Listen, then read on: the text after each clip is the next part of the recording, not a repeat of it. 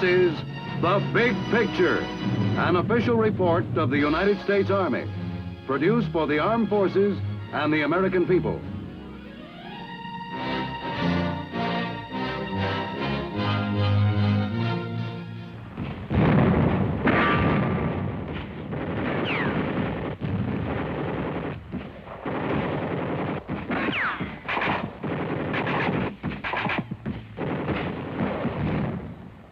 That was the Battle of the Argonne Forest, and only just beginning.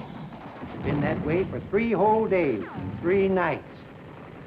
Cut off from the battalion, with no food, no water, no ammo, no nothing.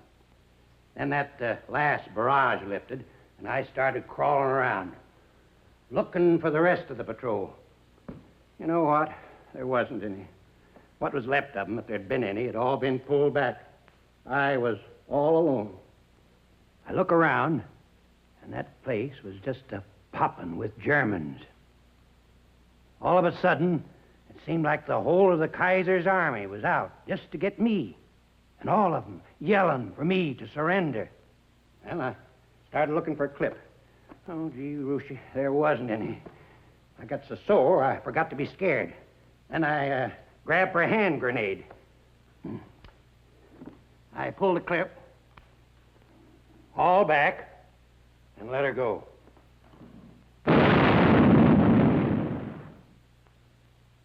You know what? Every darn one of them come running out with their hands up over their head, yelling, "Comrade! Comrade!" Must have been a whole regiment. A battalion.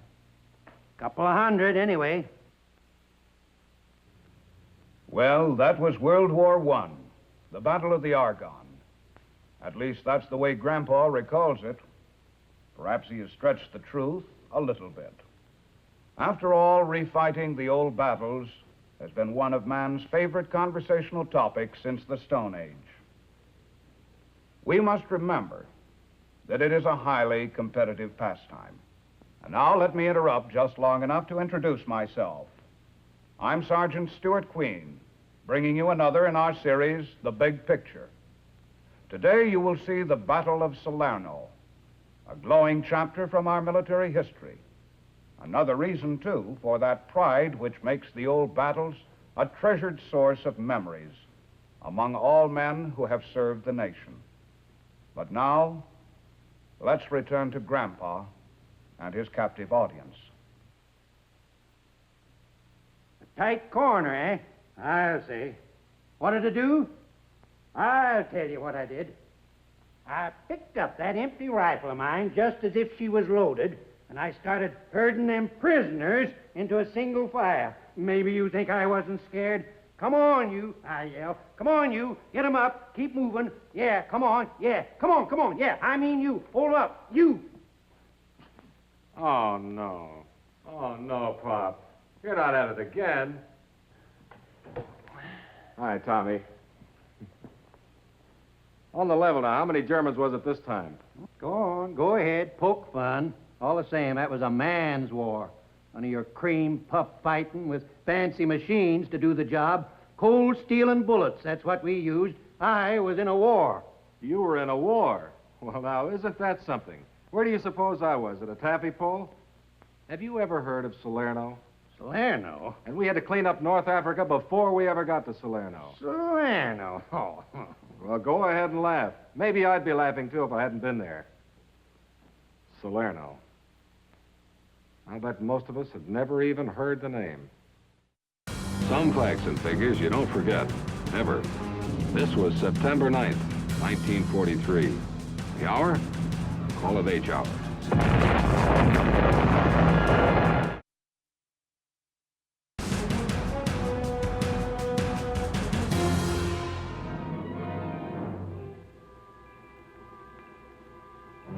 Some facts and figures you don't forget, ever. This was September 9th, 1943. The hour? Call it H hour.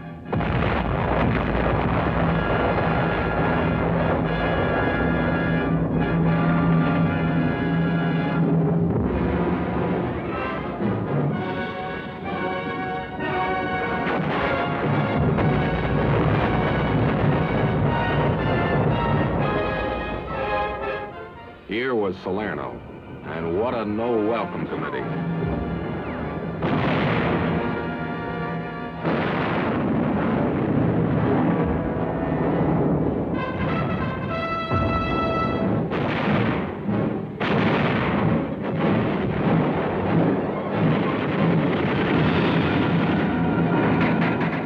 The worst poured down from those mountains beyond the beaches.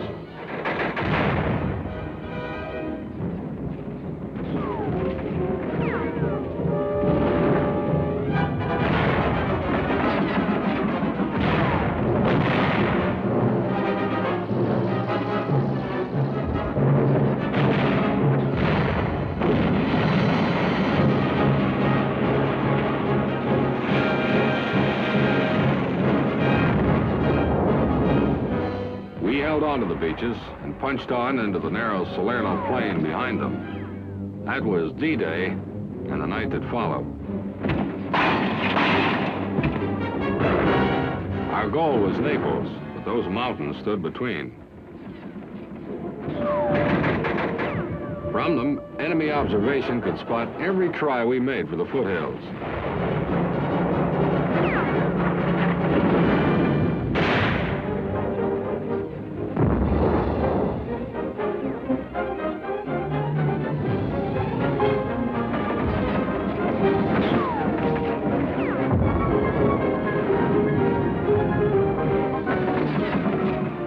Then he'd send armor tearing down.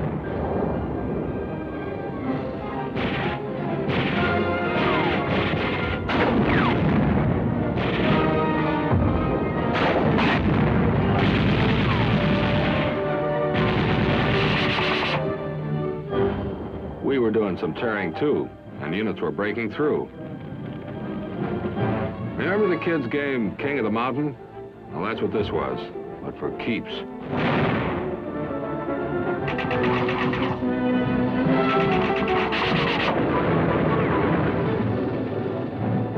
Down below, we had a pal. The Navy was landing haymakers up into those hills.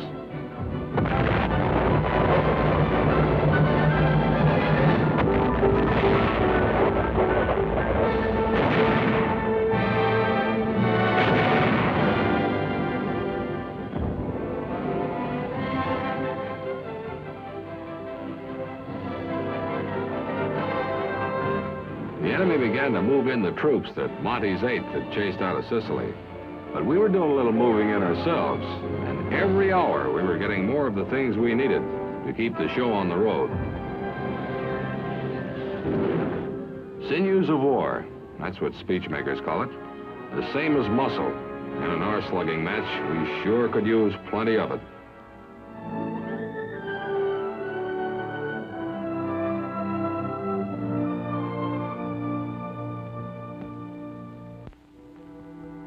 We were a going business, but setting up shop calls for real precautions.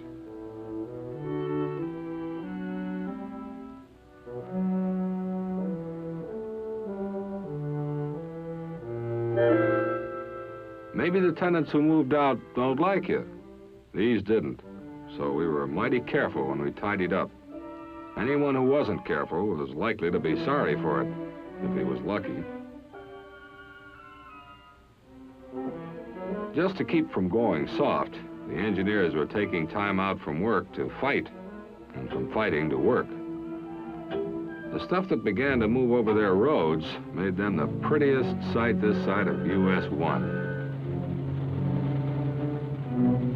Back of the beaches, a lot of equipment had to be written off. The Germans weren't letting anybody forget that they had firepower up in their hilltops.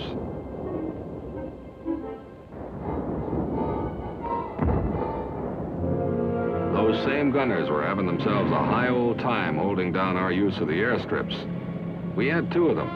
One in a town called Montecorvino had been captured by the British. Our engineers built the other. Until we knocked off those guns, real air support had to come from Sicily or Navy carriers.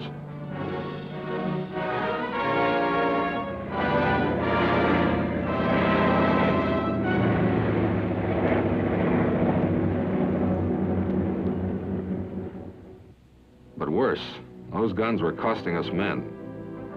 An ancient Greek temple had become a clearing station.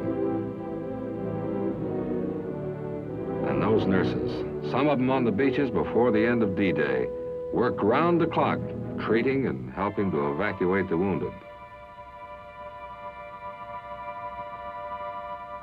We stopped thinking about Naples. Only roads and hills with numbers, and towns that had names hard to pronounce. Battipaglia was one of the toughest to take too. But we had to, because it was a railroad junction and straddled the two best highways in the area.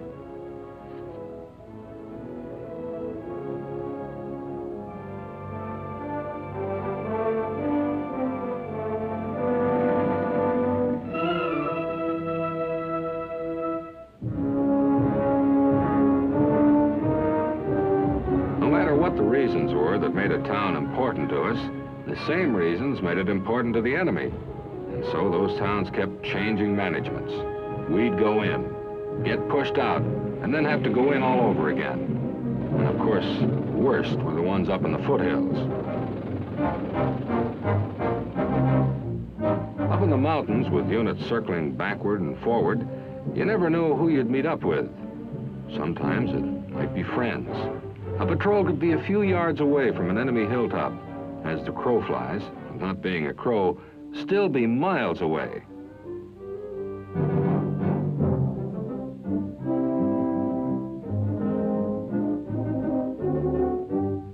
Those were the miles that had to be bought, and the price was high.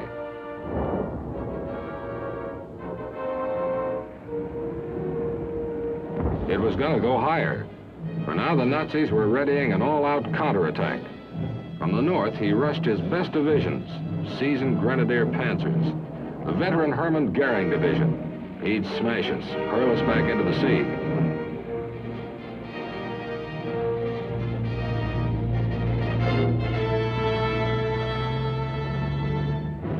We had eyes that could look down and see him building that powerhouse drive. And we kept him off balance wherever we could.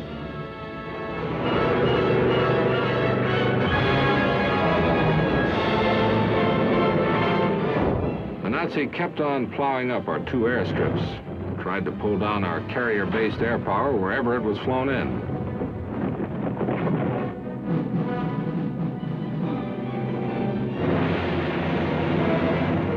Then he uncorked that Sunday punch.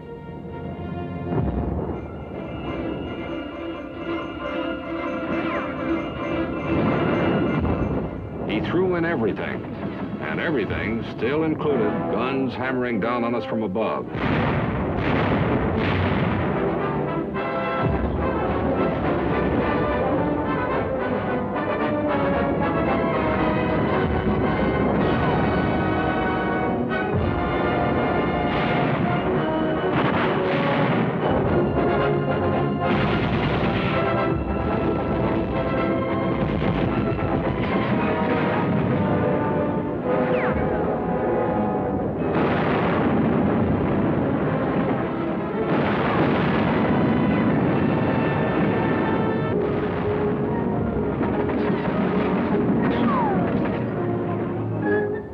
We had hardware of our own.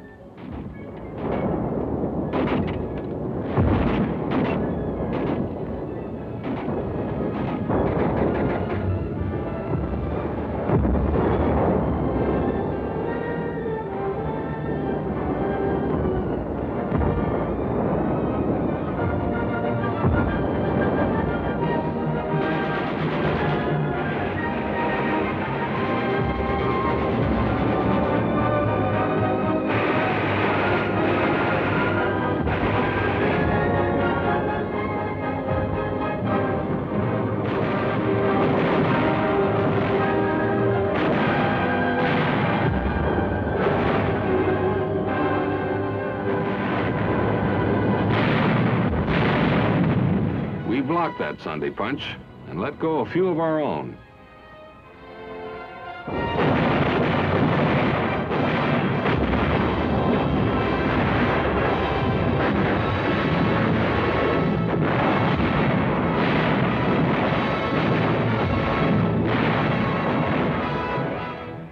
We'd blast away at those mountains, then go in and take over. But it never got monotonous.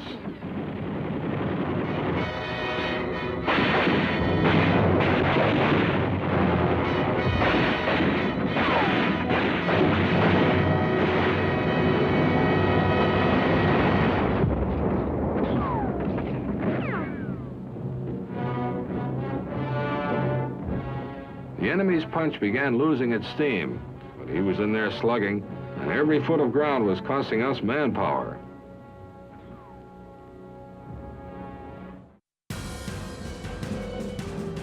Any shelled-out ruin might conceal a machine gunner or a sniper.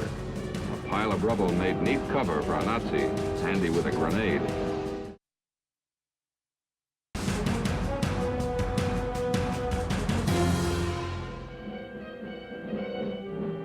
Any shelled-out ruin might conceal a machine gunner or a sniper. A pile of rubble made neat cover for a Nazi, handy with a grenade.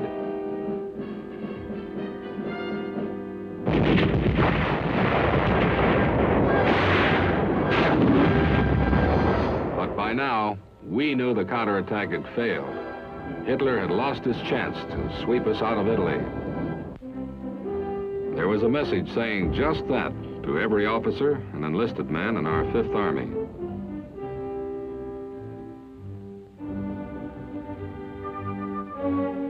One little phrase hit it right on the head. "We are here to stay," said Lieutenant General Mark W. Clark. Cream Puff War, huh? Oh, don't get me wrong. Of course it was rough. All wars are. But shucks, you was talking about one measly little week. Now, you take the Argonne. 1 week, he calls it. One measly little week. Why, man, this fight was only just beginning. Those Nazis weren't calling it quits.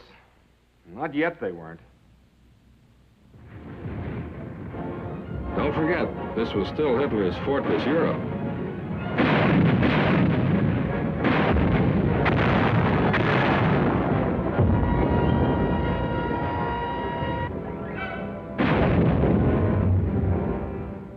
The enemy could still hit hard.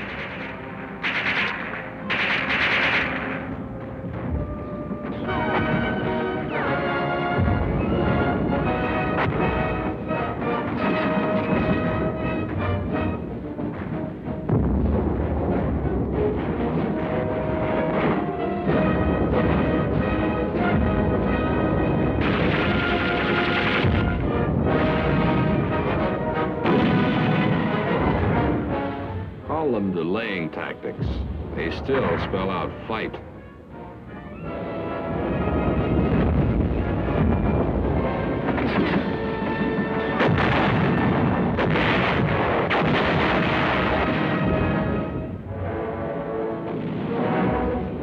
We began to see the last of the mountains and started thinking again about Naples.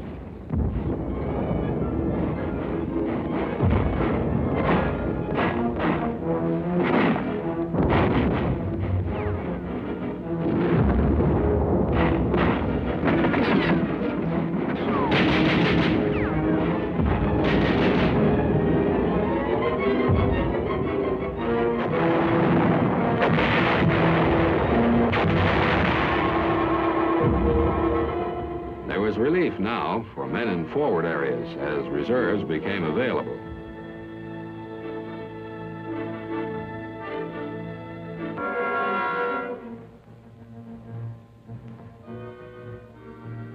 Relief wouldn't be enough if you'd been stopped by those delaying tactics. Out of those tactics, we were getting us bigger batches of guests, most of them real polite by now. But it was still war. One town, Salerno, took 100 rounds from our Navy guns before we could move in. Other towns, out of big gun range, had to be pried open like oysters.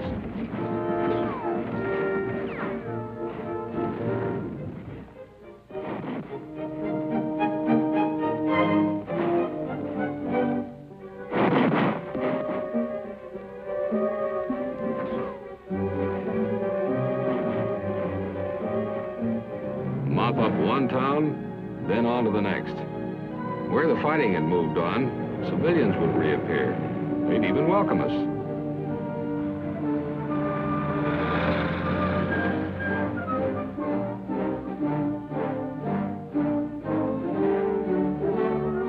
It meant they understood that this was the price they had to pay if their towns had any value to the enemy. They had tossed old Benito out of his job and were ready to take punishment if that was the only way to get rid of his buddies. Mussolini's buddies were now returning that feeling. Demolitions, mines, time bombs could only delay us, but they could create horror and hardship for the civilian population. The Nazi had turned vengeful. Civilian made as fair a target as soldier.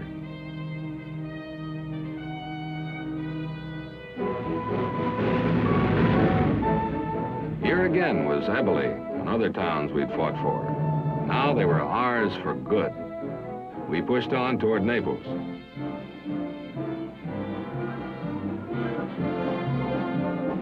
More and more people were welcoming us along the way, no longer afraid of the Nazis' return. A pretty good sign.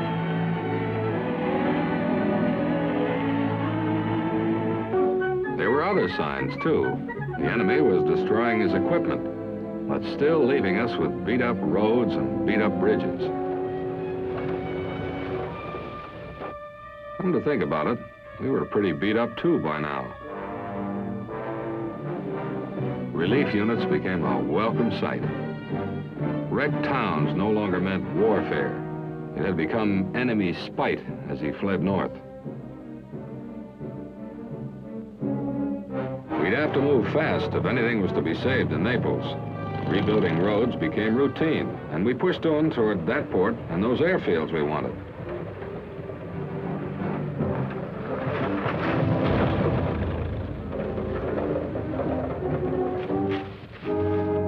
Outfits that could stop along the way found they'd been winning a popularity contest along with the battle. It's a funny thing about soldiers, anyway our soldiers. Kids always go for them in a big way, and we do a bit of melting down ourselves. You got to wondering what it was like to be a youngster in the middle of a war. Wonder, too, what kind of miracle it would take to make some of them laugh, be kids again. You know, Pop, sometimes when I look at Tommy, I think back on those towns we fought through and all those poor kids. Rough on kids. Women folks, too. War always is. Times, too, when I get to thinking that if we hadn't fought through scraps like that, maybe one day he'd know the same kind of life those kids knew. Well, now you got a point. I used to get the same notion watching you when you was growing up. Well, we did our best to bring those kids their miracle.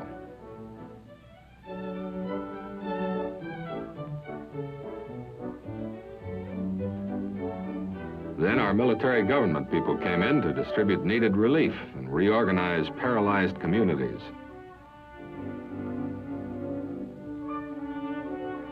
There was nothing left for our armies now but to move into Naples.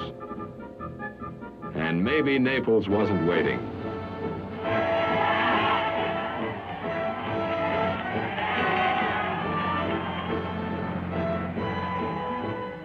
Here again, it was the old story, only worse. The time bomb and the mine. Here, too, methodical destruction. But we expected that and had a few ready-made tricks to counter it. Our great prize, the port of Naples, had been wrecked. But this, too, we had expected. Within weeks, some installations would be back in use.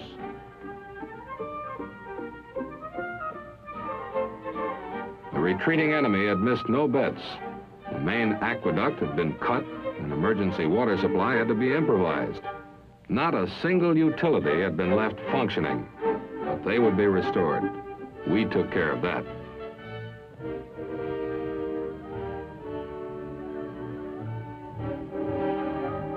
We had gained our victory, and all Italy south of the Volturno was ours. Neither our leaders nor any of us would forget those others. The ones who'd helped us crash the European continent.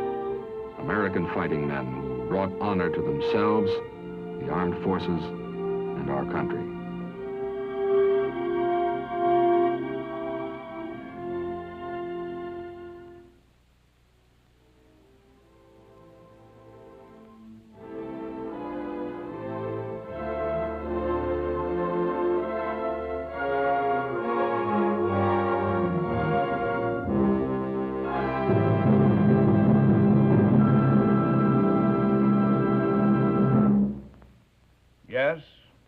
soldiers of all ages will continue to refight the old battles.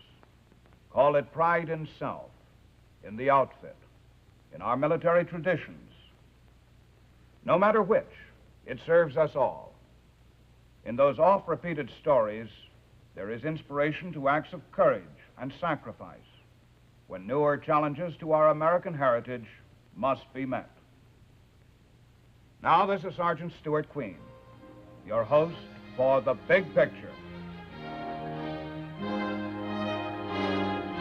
The Big Picture is an official report for the armed forces and the American people. Produced by the Army Pictorial Center. Presented by the Department of Army in cooperation with this station.